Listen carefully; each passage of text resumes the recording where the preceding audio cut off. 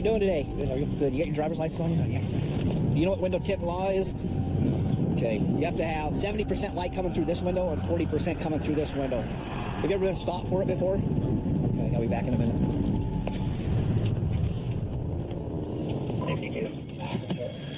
62, where you at? 241 Park. We just got a towing out for a woman with her vehicle stuck in a canyon. You gotta go. I need to pull out in front of you. Just wait a second.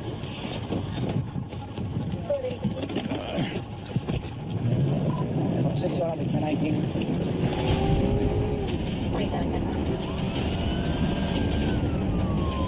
I got a vehicle down here stuck on the rocks. That's about all I know at this point, so just a couple miles down here.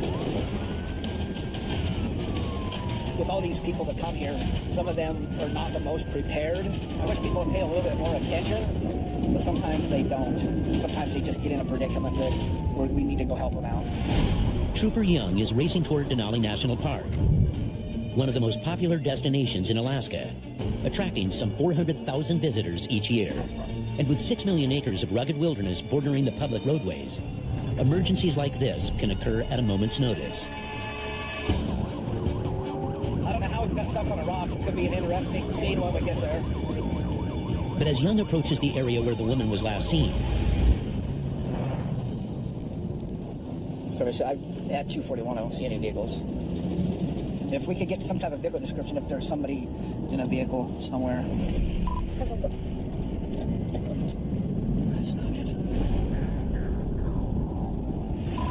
4061. Go ahead.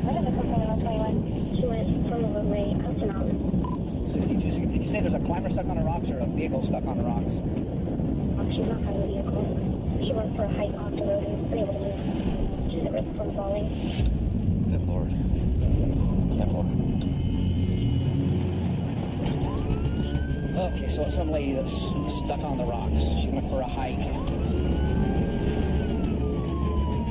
She should be on the east side of the bus highway as you're headed north. Or should we be able to see her from the roadway?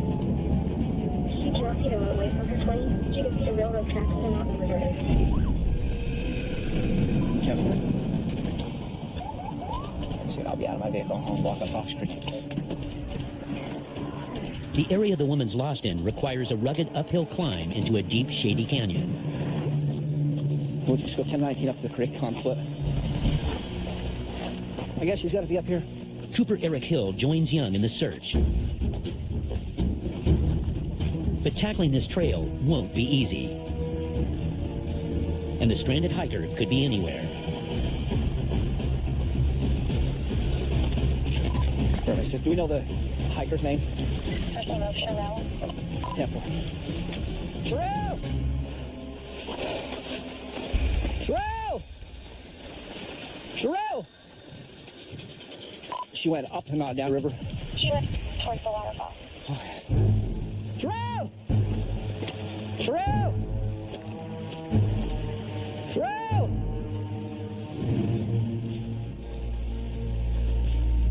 2061, I advise you to yell her name. I have been yelled.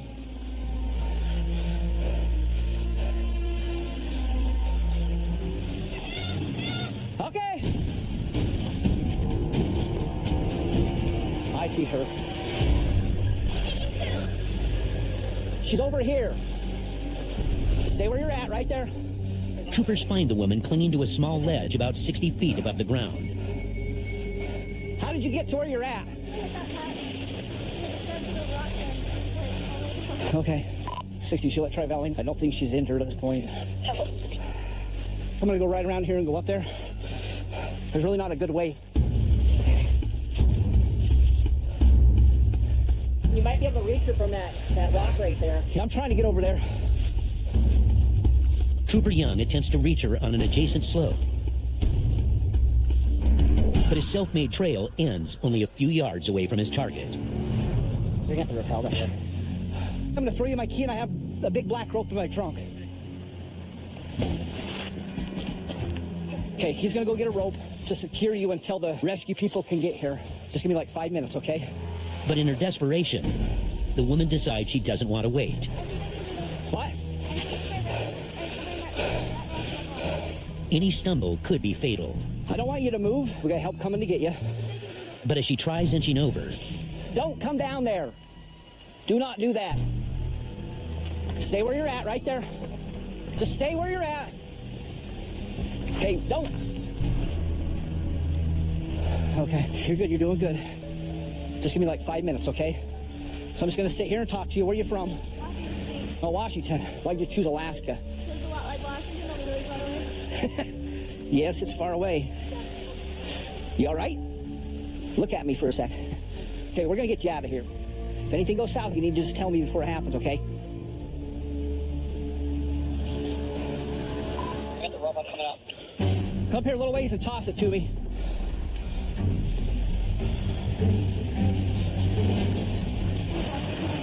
Just give me like 5 minutes, okay? troopers must work fast. The woman's getting tired and risks losing her grip. We'll toss this over. You ready?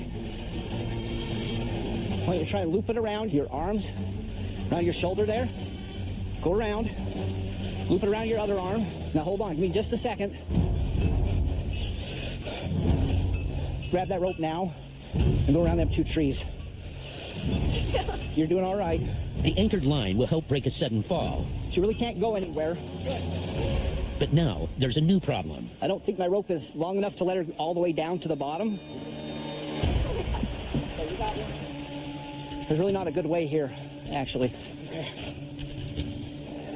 Out of there. Troopers have no choice but to attempt a daring rappel. Jim, come up the hill to your left. Coming. Rescue-trained wildlife trooper Jim Ellison tries a different angle. The instant you touch those, all of it's gonna slide. That's how I got down here. I don't want you falling. Be careful. We can get a rope to her. Let's at least try that first, Jim. Beautiful. Everybody heads up the rock here. Okay. Right off. Just tie it in a knot. Give me some slack. With the rock face crumbling beneath him, Trooper Ellison races to pull her up. Jim, no. She can't go any more than where she's at right now. You can bring her this way. I'll be with you in a second. Hang on. Get going, okay? Does she have that rope, Jim? Be careful. Jim. Good, Chris. Okay. I'm coming across here. You're doing good. You're doing good. Hang on. You guys stay on that rope. Just try not to shake, okay? Okay, hold. Okay, more. Be careful. Good. Okay. You okay? You're not hurt? Yes. She's good. After 45 minutes clinging to the cliff face, this hiker is finally safe in the trooper's hands. Well, that turned out good.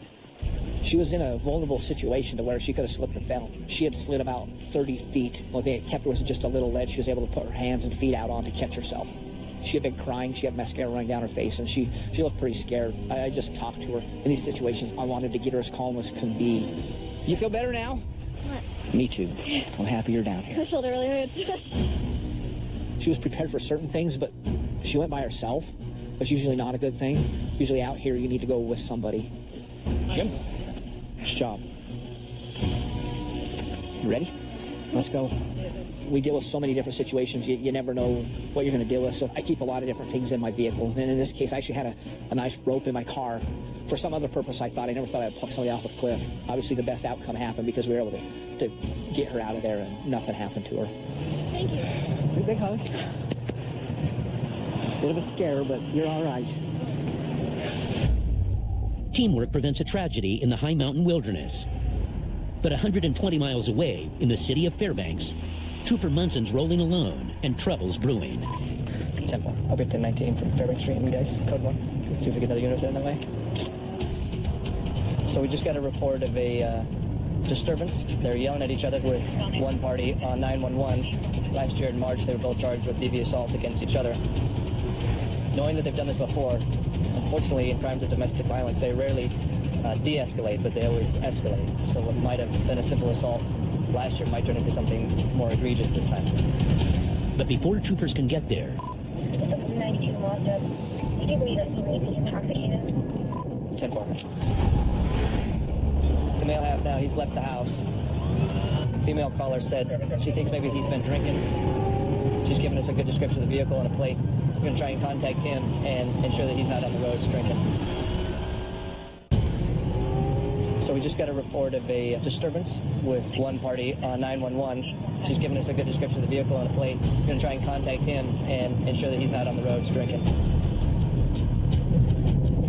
2435, are you coming up to Steve's? 10-4, I'm coming from the university side, so I have both sides. Because there's limited access in and out of the trailer park, we're both coming in from opposite directions, so whichever way the vehicle turns, we'll be able to get eyes on it. So it would be the turn right at the bottom of this hill. If he's coming, we should see him any minute. 10-4 behind him at the Steve's. but Trooper Munson isn't ready to pull him over quite yet. So we're going to follow him just for a second to see if we develop any other probable cause that maybe he's been drinking. The roads are safe right now, nobody else out here. We'll just watch his driving, man, driving real quick, see how he does in the lane. A little bit closer. He's drifting his lane a little bit. All the way to the left, and all the way back to the right. Fairbanks 135, going to be 1036 in that vehicle in front of the Home Depot on Johansson. Oh, he's backing up. Why are you backing up? He looks confused. Hey, sir, how's it going today? Good. Yeah, my name's Trooper Munson, the State Troopers. You just coming from a place up there at, Yeah, I got kicked out of my house. well, what's going on with that? I don't know. I was going to my buddies so I could stay the night. So how much you had to drink today? I've had 3 drinks, What kind of drinks you think? beers, Yeah? What size beers? Cans? whatever they come in cans. Okay, I think they're 12s. 12 ounces? Yeah. How many of those you had? 3. How long ago did you have those at? Throughout the past, I had dinner and I'd say throughout the past, I got off at 3, so since then. So the gal up there at the trailer park, she hurt you, anything like that? No, but... You guys had any problems before? We've been together for like a year and a half and all of a sudden she kicks me out. No, I understand. Hey, just real quick, any other alcohol in the car, anything like that? No. Okay, perfect. Thanks for turning your car off. We'll be right back with you, okay? All right.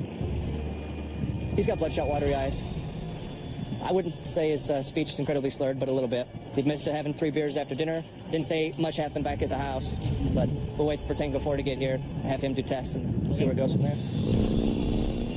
You can tell by looking at his eyes, pretty bloodshot and watery. He did admit to 3 beers after dinner. Do you want to interview him first, or do you? Well, I asked him real quick, and he basically said nothing happened. She kicked him out. As far as the DV goes, or any kind of assault, I don't think we have anything there.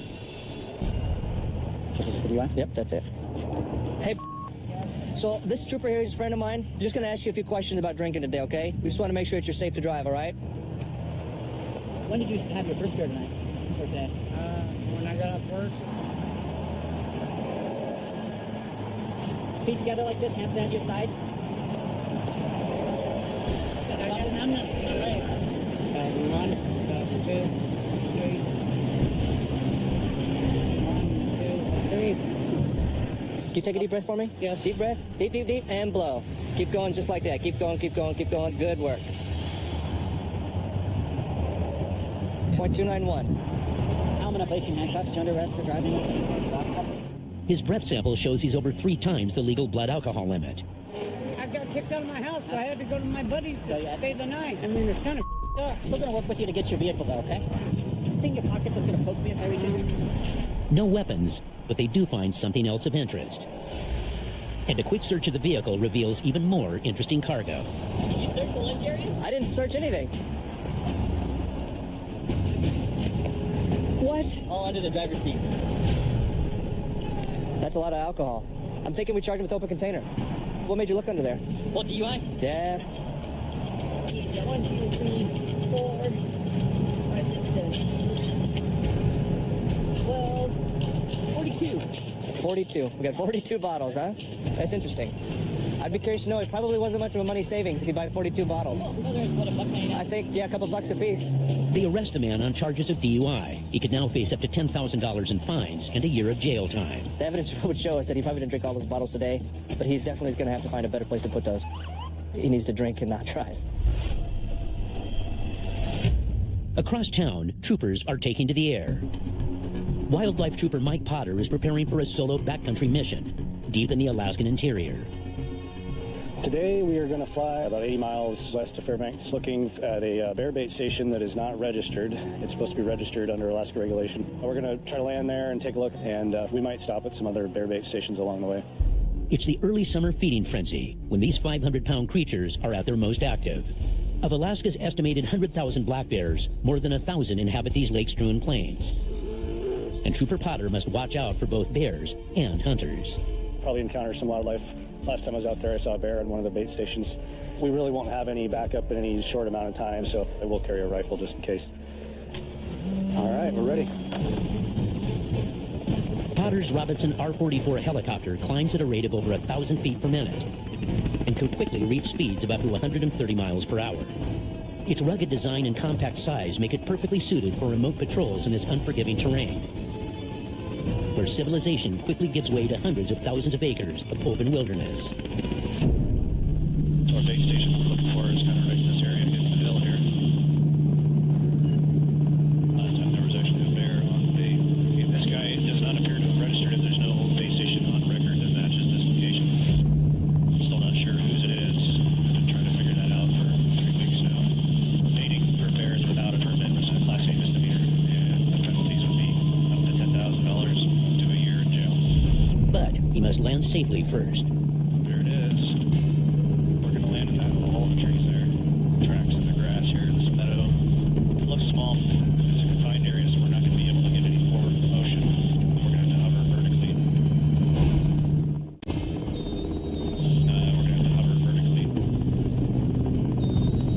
The radar antenna telling me we're going for 100 feet. Tail rotor's clear. After nearly an hour of flight, Trooper Potter quickly gets to work checking the bear bait station. All right. Don't think there's going to be anybody on the bait station, but there might be some bears. This deep in the backcountry, there's no such thing as a man-made trail. Just following a game trail here, and you can see it's pretty well trampled, so it's been recently used by something. There's a stick over the trail here, so it's a pretty good indicator that this is not a moose trail. So probably black bears have been walking up and down this trail here. Hey, bear! Hey, bear! Deeper in the woods, Hey, bear! Bear's been here. If there is a bear here, I'd rather not have a close encounter with him. I'd rather him just leave.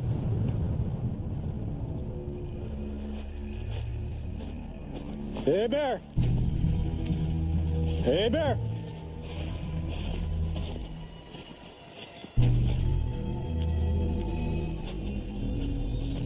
So you can see the stand there. his scare tactics seem to have worked. But this bear station is clearly active. This is a typical bait station. He's got a couple of 55-gallon drums here. I think he's got dog food in one and some sort of a cooking oil or grease in the other one. We've got stuff hanging here from the trees that's going to be an attractant. So the bears will smell this from a long ways away, and they'll come to eat the food. A hunter can sit up there in a stand and wait for a bear to approach. They'll usually come in the evening. Most of them, the challenge is to stay awake and not to get eaten alive by the mosquitoes. Life in Alaska. The bait station itself is regulation compliant. We're going to go back to the helicopter. I've seen everything I need to see here. But the hunter could still face a Class A misdemeanor and possibly a hefty fine and jail time for failing to register the site. Have to find the guy and interview him and see what he has to say about the whole thing. Back to Fairbanks.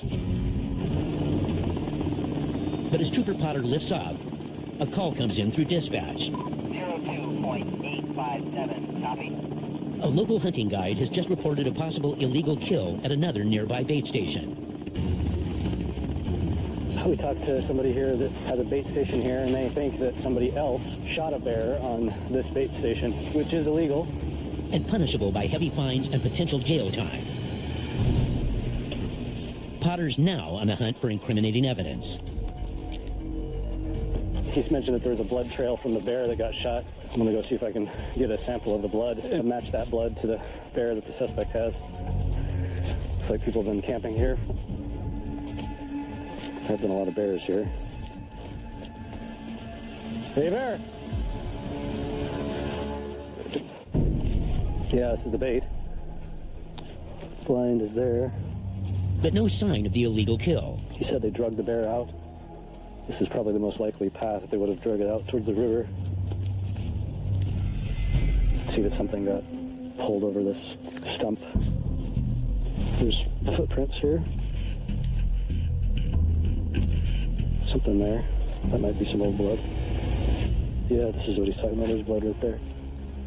I don't think I have any gloves with me, though. Without an evidence kit on hand, Potter must improvise. Let's see if I can figure out a way to do this. I'm not really worried about the blood getting on me. What I am concerned about is just keeping the blood from getting contaminated with other stuff. What I'm gonna do here is just scoop up a big chunk of dried blood here. So there it is. We'll take that back to the helicopter. All right, away we go. If Potter can match this DNA to samples from any of the bears taken in the area, the hunter could face charges of killing an animal illegally, which carries a maximum of $10,000 in fines and a year in jail. Just another busy day for this trooper. Went and checked 3 base stations, landed at 2 of them, collected some evidence from 1 of them, which could potentially lead to a case. All in all, did what I needed to do today, so had a pretty successful mission, and much rather be out here than sit in front of my death, which is why I do it. Life in Alaska, I guess. 225 miles south, outside Wasilla. Mac, Moby 28 and 44, 10-8 to 19 to the trespasser. We are responding to a report of a male trespassing on somebody's property and sitting in the complainant's car. The male has also been reported to be urinating all over the complainant's yard. She has no idea who this guy is, so we'll go out and see what the deal is. Mac, Moby 28, 10-23. Looks like we're being flagged down by the complainant now. Did you call? Yeah. All right. The door was open. He was sitting up when I drove in there a few minutes ago to see if he was there. Okay. Now the door is closed. I don't know if he laid down or if he got out. All right, we'll go take a look. Mac 28. Both units will be 10-6 in the lot across the street from on the other side of KGB. He last saw the trespasser inside this lot here, and he was inside this fuel truck sleeping, so definitely doesn't have any permission to be in here. Trooper Galt joins Anderson on scene. He's supposed to be. He was last reported in this fuel truck here. Said the door was open.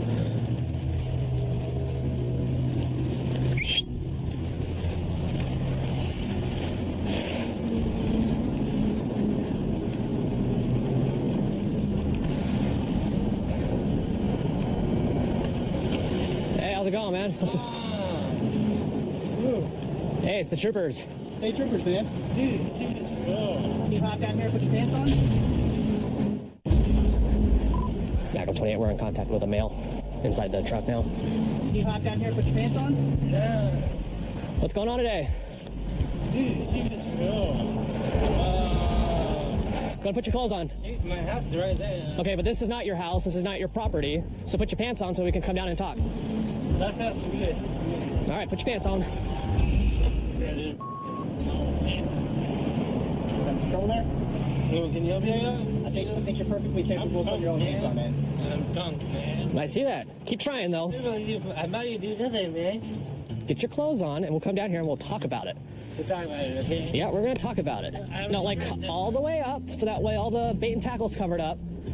Okay, otherwise we're gonna pull you out of the truck and put you in handcuffs and all that good stuff. So let's not do it. I don't have pants on. All right. Watch your head, man. I'm cool with that, bro. I don't have pants on. Okay. All right, dude. You gotta put your pants on. Just Tell me to put my pants on, bro. stand up. Stand me up, bro. Stand up. Stand Thank up. you. Okay, yeah. Put my pants on, man. Can you grab the other loop there? Yeah, man. I live right by the street, though, man. Yeah, man. All right. How much have you had to drink today? I like drinking more. I like drinking. Well, don't fall again, man. No, man. Don't. Hey, face. Don't. Do not turn towards me, okay? You ain't got any more partners, man. It's this way, dude. So listen, right now you're committing multiple crimes. We want to talk to you about that. Dude, I get multiple crimes. You went past the sign that said private property, no trespassing. Okay, just Sit. sit down for You guys are cool. Sit. You guys state troopers, right? We are. We are. Go and sit down for us, man. State troopers, all right. Thanks, man. You guys are cool. We like you too. I like you guys. I like you guys. All right. But it's too.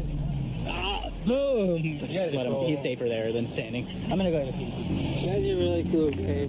With their suspect in cuffs, troopers now want to determine the man's blood alcohol content. Can I just get a sample of your breath, please? I'm not driving or nothing. I know you're not. You're not. But you're not going to get a DUI. We need to make sure you don't need medical attention. That's honor. Scouts honor. Our cutoff is a 0.3. If they're higher than a 0.3, they got to get medically cleared. Just blow. I'm afraid to drive. Just blow like you're blowing bubbles in milk.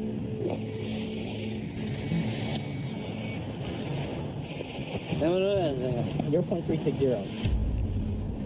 Oh, yeah, that's like 4 times. That's good. 4.5 times, yeah.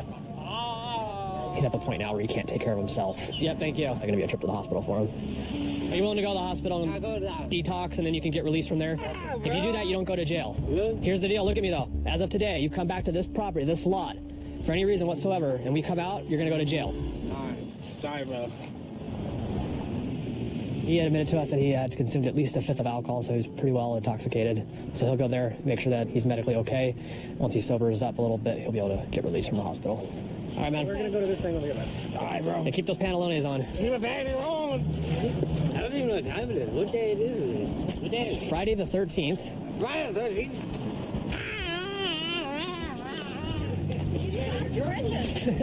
That's at least the third time today. Across the Matsu Valley, Trooper Jared Knoll is on patrol in one of the area's hotspots for criminal activity. It's a holiday weekend, so there's bound to be a lot more activity in the area. There's a lot of people with warrants come here, hide out, people that don't want to be contacted, a lot of drug-related activity. We're just doing a patrol of the area, just keeping an eye out for suspicious activity. And CSA 1B45. Back on. Just stop this guy. Their windshield is completely spiderweb. There's no way they can see clearly through it. The car pulls over, but Knoll knows even a routine traffic stop can be unpredictable.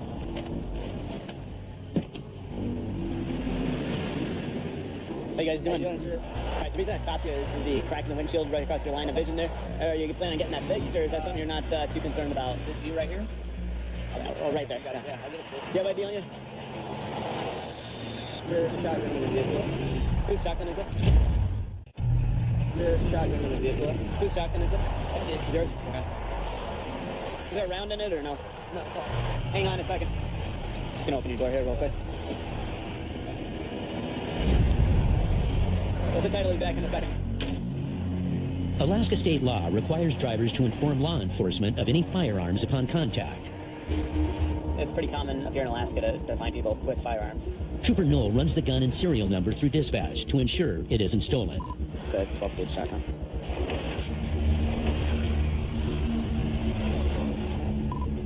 I'm not showing any location.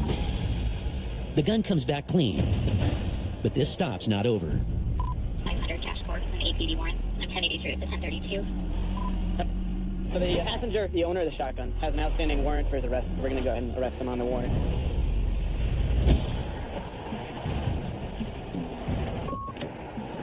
You got a warrant out at APD, you know about that? Yes, I do. I have a court hearing on Wednesday for it. Okay, because the warrant is still active, we have to take you down to pre-trial for that. Okay, yeah, we got to take you in. Have any lighters or anything on you? No. Okay. The thing about traffic stops is you don't know who it is that you're contacting with what's going on in that car when you're pulling them over. I hate handcuffs, but what's doing Yeah. This vehicle had a small equipment defect. Pull it over, and lo and behold, one of the passengers had a warrant for his arrest.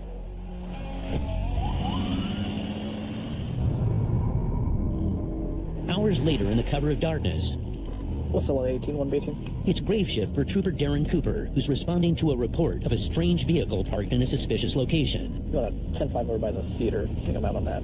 Silver SUV. Careful. Come on, see some heads pop up. The SUV occupied times at least 2. Hey, what's up, guys? How are you guys doing? What are you guys doing over here? Oh, my friend lives like 10 miles away, and I didn't want to drive all the way back to Anchorage and then drive back out here to get him. Oh. You guys are like in a very weird area because you guys are just out here in the back. I know. You know what I mean? What's your name? My name. You have an ID on you? Your eyes are all bloodshot watery. No? Well, your eyes look like they're bloodshot watery. Can I talk to you from this window? So what's going on tonight? Playing my phone. I'm in the dark. Uh-huh. About to go to sleep. Okay. Pulling off the car right now. I got the AC on. Before I go to sleep. But Cooper suspects there's more to the pair's story. So how much marijuana is in the vehicle? None. Not a lot, a little bit. I mean, I can smell it. Here's like the one time that I can work with you guys, and this is the only time that I can work with you guys, okay? So I can smell the marijuana in the vehicle. If you tell me that there's not marijuana in the vehicle, well, here's what I'm going to do, okay? I'm going to put my dog on the vehicle, because I do have a K9, and then once the dog indicates on the vehicle, then the vehicle pretty much goes bye-bye to me. You know what I mean? That's kind of where we're at. So, where's the marijuana and how much do you have?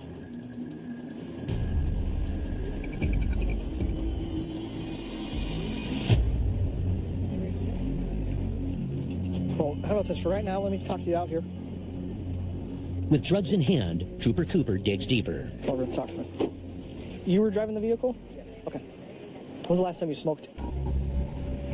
Like I said, your eyes are bloodshot watery. I can smell the marijuana basically coming off your breath. Pretty much like just as we got here. Just as you got here? Right before we were gonna go to sleep. And you guys what are you guys doing out here? We didn't really have a place to go somewhere. We were just trying to find a place to crash. Okay. Are you guys transient? Huh? You guys transient? Homeless? I am. Okay. Now, Cooper must make a decision. Are those the pipes that you were smoking, the pipes that are in the side of the door there? The glass pipes? Okay. Can you grab those for me? Okay. Is that okay with you? Cooper seizes the drugs and contraband, but lets the man go. You spilled the bong water. That's a party foul. Yes. That's a party foul. You can't spill the bong water. They're transient, so they're going to spend the night here in their vehicle. We seized the marijuana from them, and we gave them a warning about marijuana use, and we'll send them on their way, but they won't drive away from here tonight. 260 miles south, on the outskirts of Homer, 2033, Trooper David Chaplin spots a vehicle driving dangerously on the icy roads. Following too closely, that car in front of you, you got to maintain a safe following distance, especially when the roads are getting icy. Slow rolling. Yeah, it might be that he doesn't know where to stop. It might be that he's stashing something. It might be that he's looking for a place to foot bail. I don't know. Finally, the vehicle rolls to a stop, then starts rolling again. Oh, no. We just punched it.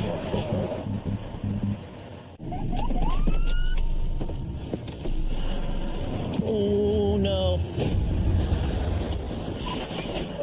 You just can't get this one.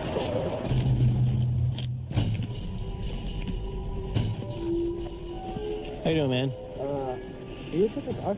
No, you just hit my car. Really? Yeah, you rolled right back into me, man. Oh, I'm sorry. I thought it was really stopped. Is it in neutral or something? What happened there? Yeah, it's in neutral. Okay, so you probably didn't apply the brake or something. What? Do you have your license, registration, and insurance? This is his car, actually, so. Okay. Are you guys coming from tonight? K9 to home. Did you get stopped already? You had a ticket on the floor. Yeah, he got stopped on the way there. Okay. Can you hand me an ID card? Do you have a valid license? I lost it. You lost your license card? Okay. All right. Are you sure you don't want me to pull forfeit? Yeah, no, leave it there because I'm going to have to take pictures and do an accident investigation. So give me a minute, okay? It's one of those situations where there's really nothing I can do. Sometimes, you know, when you put your car in park and then you take your foot off the brake, it rolls back a little bit. I wasn't sure if that was what was going on or what. It just kept coming, so here we are. But the crash is just the first on their list of offenses. 2039-7.3, person revoked device, to a valid. So the driver's revoked, which is weird for someone that runs into a cop car. And the car actually had been stopped earlier in the evening. Driving to Kenai. So in the period of 4 hours, they drove to Kenai and back. That can be an indicator of narcotics trafficking. So we're going to talk to them about their activity. That's a 163-mile round trip in just 4 hours. Can you hop out for me, bud? Where do you guys come from? Savannah. What's going on up there today? I had to pick up the rest of my clothes and decided he would do it for me. Give you a ride? Yeah. Do you guys pick anything up to bring back for anyone? Nope. No one's holding anything illegal? Not that I know. Any pipes or anything? Nothing, so. I just want a little bit of honesty out of you guys, and we can all go on our merry way. Nope, there's not. Okay. Well, you have a seat in the car where it's warm, and I'll be back with you in a few minutes, okay? Thank you. But as Trooper Chaplin continues his investigation, he starts seeing holes in their story. One guy's saying that they drove up to Kenai and went to the driver's house and then stopped at another house. The other one's saying that they went to the driver's house and stopped at Taco Bell. One of them says that they smoked a joint before they left Homer. So the stories are conflicting. We're going to search the vehicle. The driver consents to a search, and Chaffin starts looking for clues.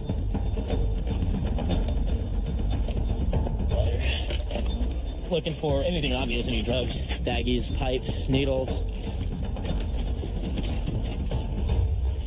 Pipe. A lot of times, drug traffickers remove panels, so any indication that there might be somewhere where they could secret drugs, like here we're missing a little Christmas tree that holds this trim in place.